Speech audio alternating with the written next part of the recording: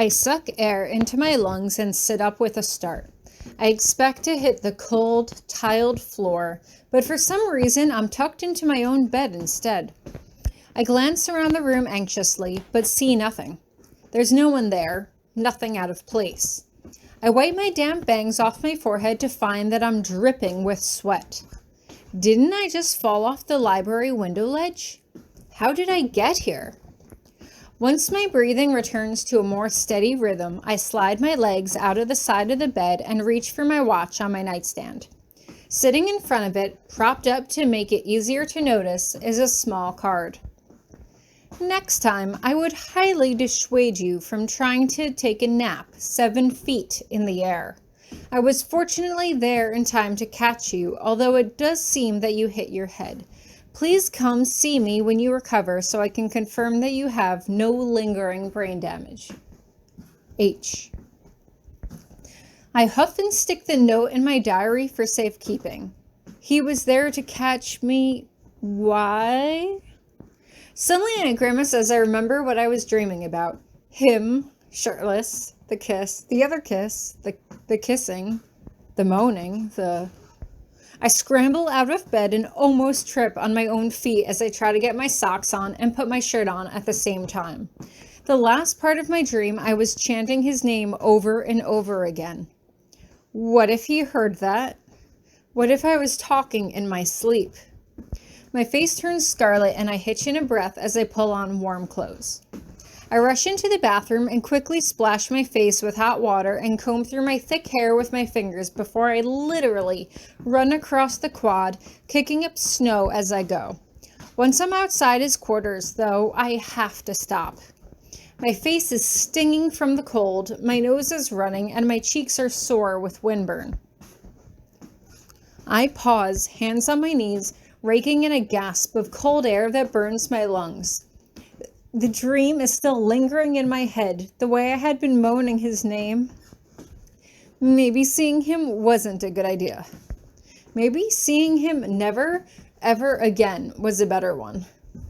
Any emotions that I may have had about the dream itself were completely overshadowed by the fact that he may have heard me moaning his name in my sleep. I drag myself to his door and force myself to knock, quickly wiping my nose in the crook of my sleeve before he opens the door. Thankfully, he's not shirtless. Tori. I don't even notice that he called me by my first name. I'm suddenly overcome with a strong urge to feel what it would be like if I grabbed him and pressed my lips against his right now. I can't look at him. Thank you for saving me, catching me, whatever. I suck in a breath, my eyes trained on the doorway next to his head. I just stopped by to say thank you, and I'm alive.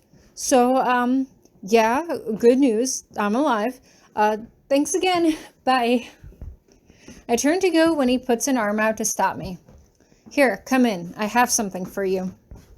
He turns and walks back inside, and I look pleadingly out at the winter landscape as I reluctantly follow him inside. Have something for me? I ask hesitantly as he starts rummaging around inside a closet. I stand near the doorway, ready to run at a moment's notice. Well, he says, returning seemingly empty-handed, you got me a holiday present. I felt it would be discourteous to not do the same.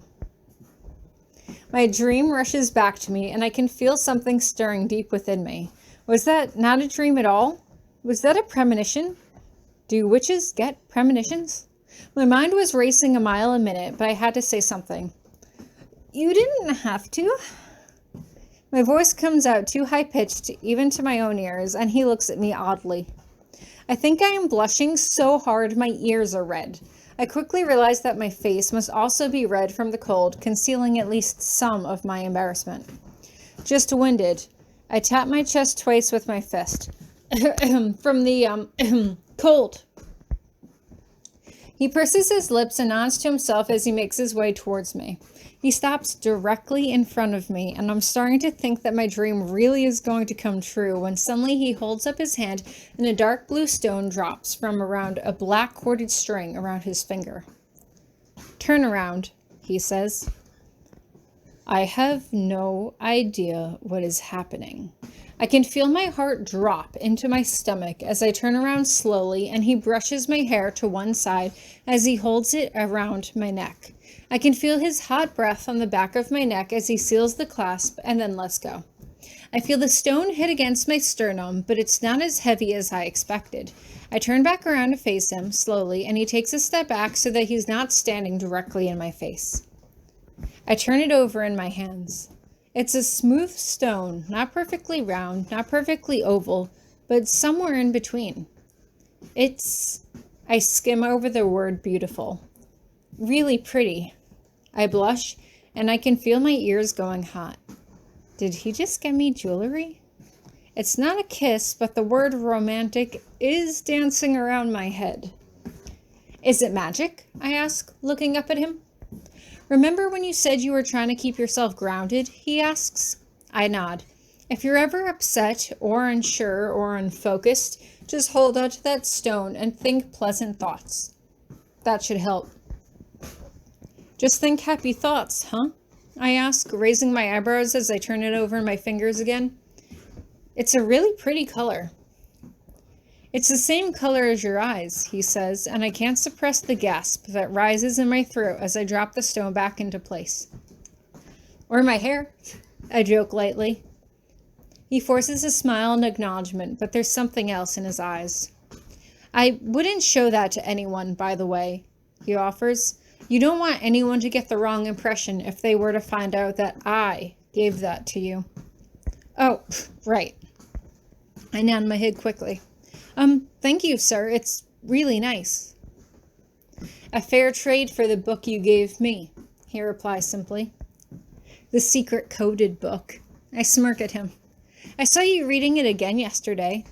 Is it at least any good? Oh, it's very informative, he says, but there's a laughter behind his words, something he's not telling. Whatever it is, he seems happy about it, and I decide to leave things here between us. There's no tension between us right now. Instead, it seems to have replaced itself with a nice sense of calm, and it's oddly comforting. Right now, I feel like I could sit here and talk about anything, but something else tells me that that's probably not a good idea. Things are good between us, and I don't want to spoil it by overstaying my welcome.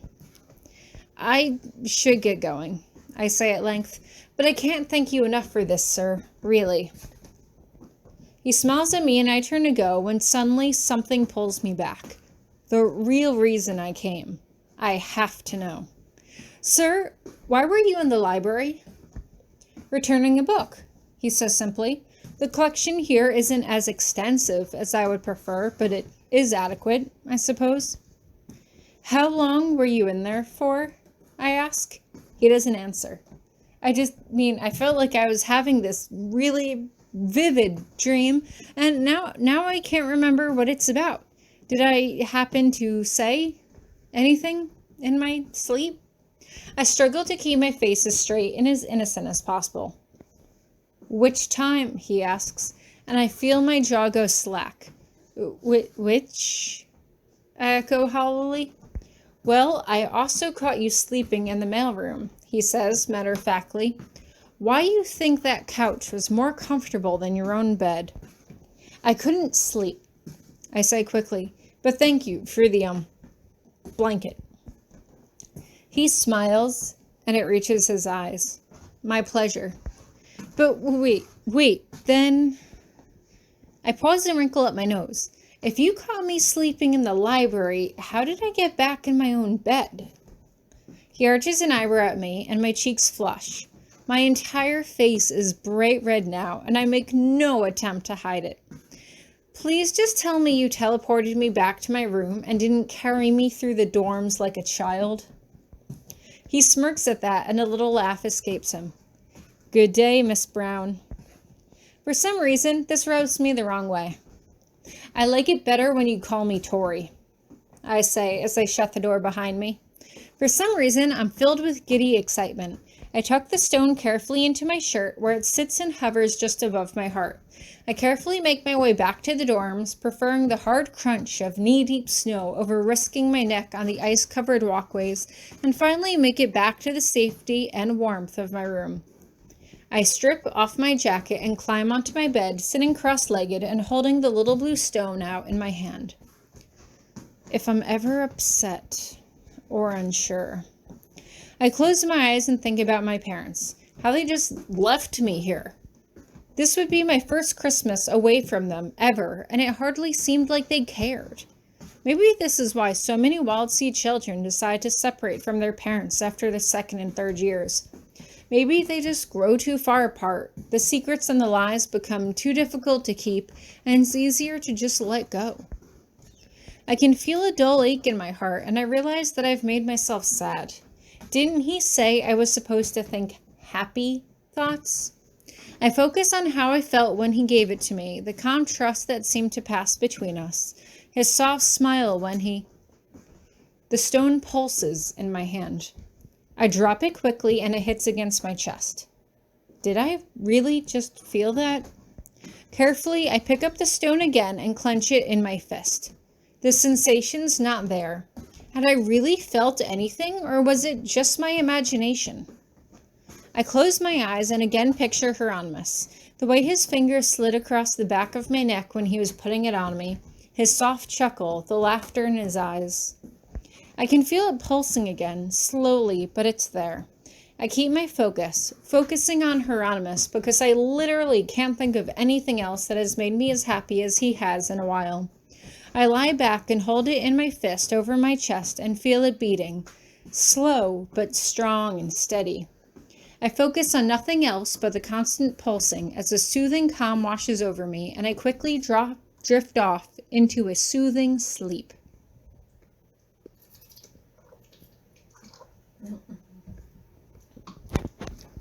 As soon as the door closed, Hieronymous had smiled to himself.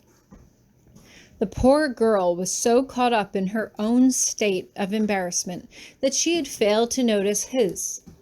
Yes, it had been a rare stroke of luck. He was in the library purely on a whim when, out of the corner of his eye, he saw her sleeping, head back against the wall, fingers twitching in her lap.